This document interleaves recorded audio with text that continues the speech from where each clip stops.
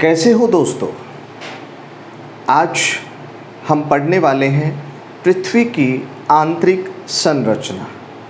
और पृथ्वी की आंतरिक संरचना के बारे में जानने के लिए हमारे पास कुछ स्रोत उपलब्ध हैं।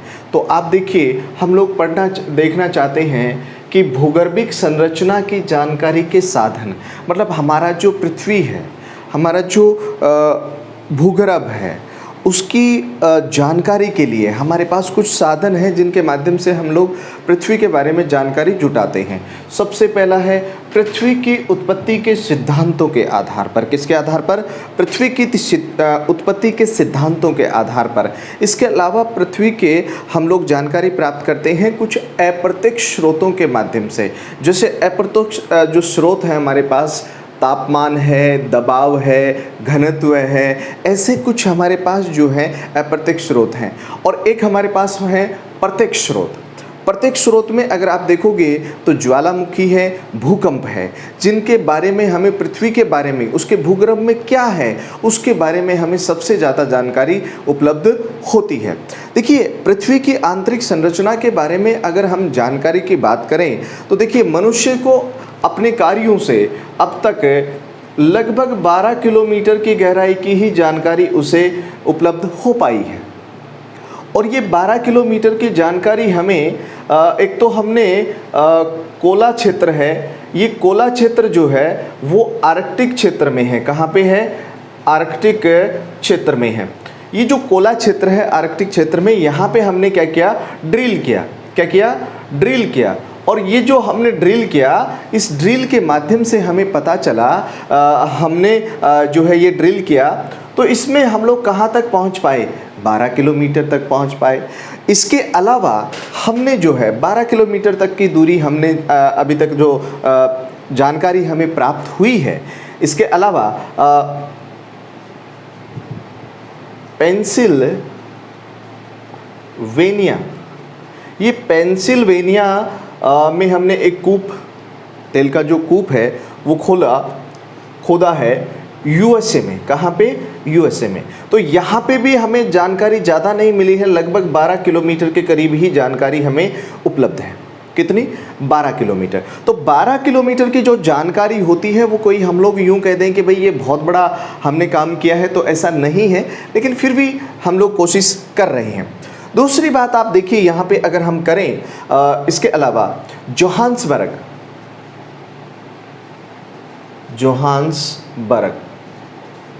ये दक्षिणी अफ्रीका की एक सोने की खान है। क्या है बताओ? सोने की खान है। यहाँ पर भी हम लोग लगभग 4 किलोमीटर तक ही जानकारी जुटा पाए हैं। तो मानव के द्वारा अपने कार्यों से अब तक जो है पृथ्वी के बारे में जानकारी हुई है सिर्फ 12 किलोमीटर तक की, जबकि मानव को जानकारी चाहिए कितनी? तो ध्यान रखना, मनुष्य को जानकारी चाहिए कम से कम 6,371 किलोमीटर। अरे भाई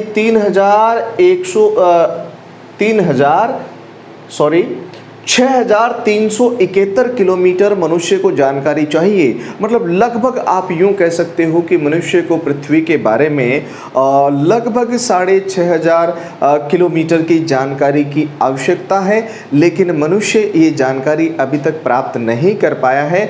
कुछ अप्रत्यक्ष स्रोत हमारा सहयोग करते हैं जानने के लिए, कुछ प्रत्यक्ष जो स्रोत हैं जो सबसे ज़्यादा हमें जानकारियाँ उपलब्ध करवाते हैं, तो ये भी एक चीज़ हमें देखने को मिलती है।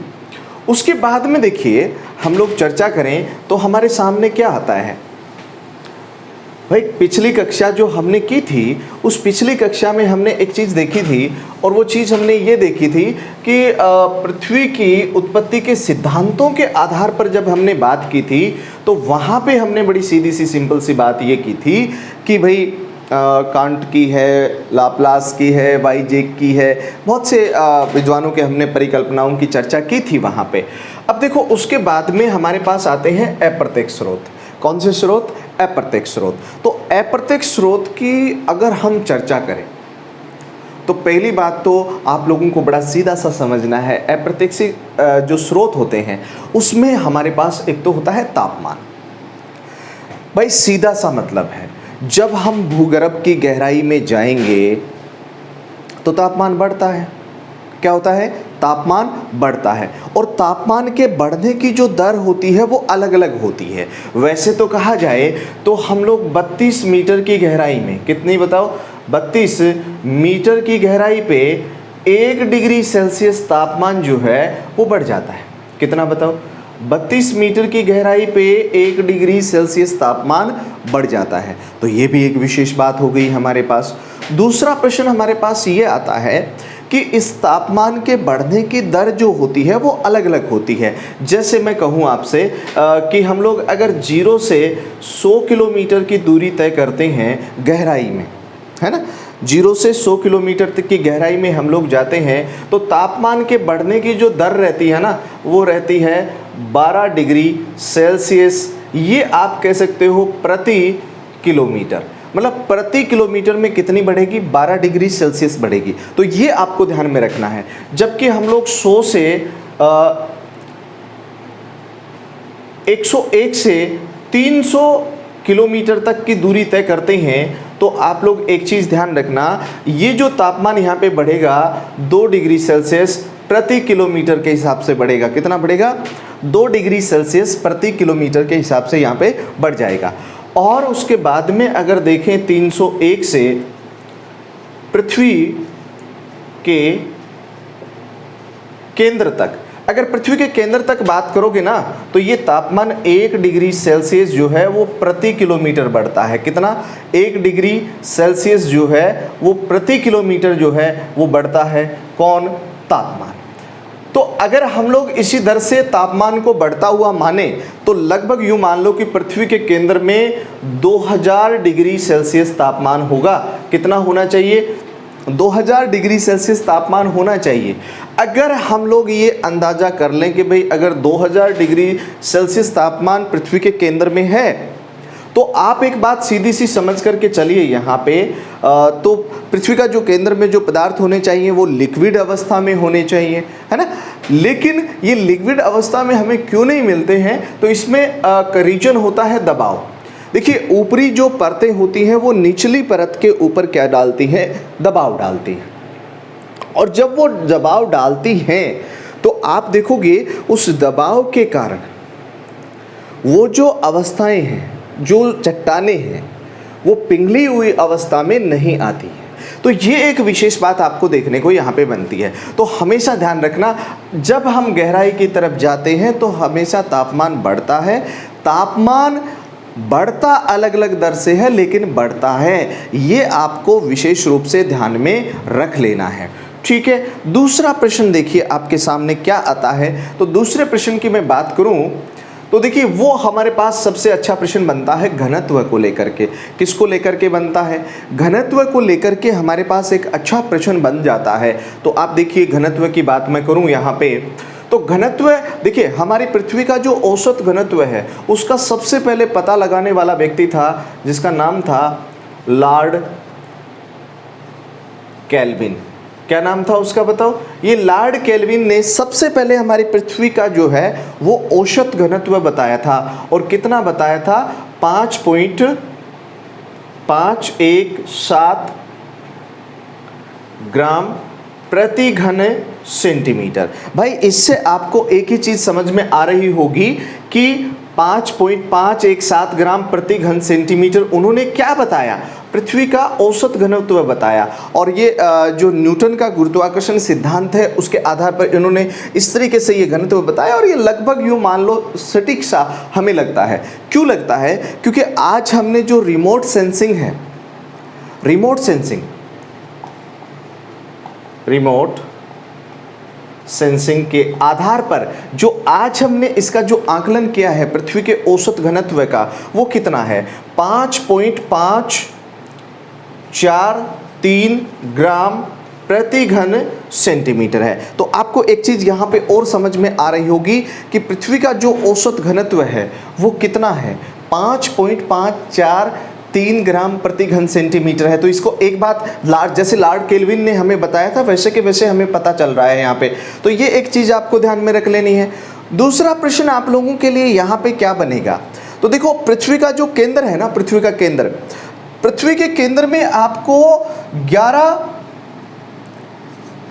ग्राम प्रति घन सेंटीमीटर का घनत्व आपको देखने को मिलेगा। तो आप देखो पृथ्वी के केंद्र में कोर भाग में विशेष रूप से आपको सर्वाधिक घनत्व देखने को मिलेगा। क्यों मिलेगा यहाँ पे सर्वाधिक घनत्व? तो इसलिए मिलेगा क्योंकि केंद्र भाग में फेरस या आप यूं समझो नीफे जैसे तत्व मिलते हैं। नीफे तत्व एक तो इसमें क्या होता है, निकल होता है, एक क्या होता है, फेरस होता है, मतलब लोहा होता है। तो लोहा और निकल जैसे तत्व जो हैं वो इसके केंद्र भाग में पाए जाते हैं। तो ये धातु क्या है, ये भारी धातु हैं। कैसे धातु हैं बताओ? भारी धातु हैं।